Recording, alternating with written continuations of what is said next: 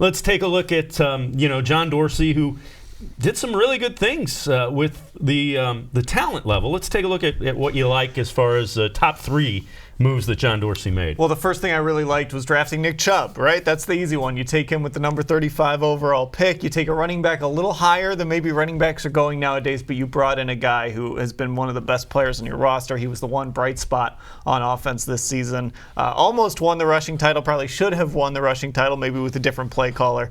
So I like that pick. Another draft pick, Denzel Ward. And I point that one out because they could have taken Bradley Chubb there, and maybe you still make the case that you take Bradley Chubb, but Denzel Ward has been really good. I thought he had a really good season when he was healthy. I know the interception numbers aren't super high, but that's because people don't like to throw his way all that often.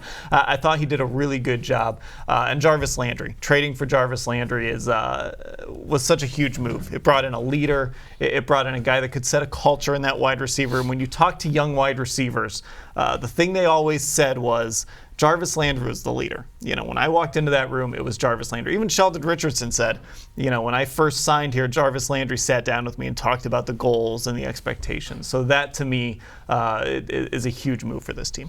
It's kind of interesting because you mentioned Chubb and you mentioned Landry.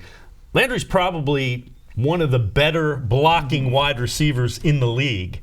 And you have one of the better running backs, and yet the play calling seemed to want to throw the ball. You kind of sit there and wonder, don't they realize what they are at this point? Yeah. That was the biggest question that I had. And I'm sitting in Cincinnati watching them losing to the Bengals, and Andy Dalton scores a touchdown. And I look at the stat sheet, and Nick Chubb had only carried the ball a few more times than Andy Dalton. And Kareem Hunt had carried the ball fewer times than Andy Dalton. I think he only had like 2 carries in the first half. You've got 2 top 5 running backs in the league.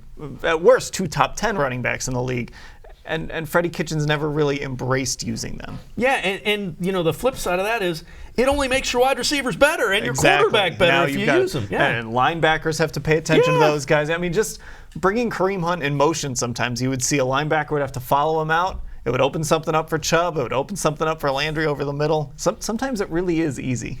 Or it should be.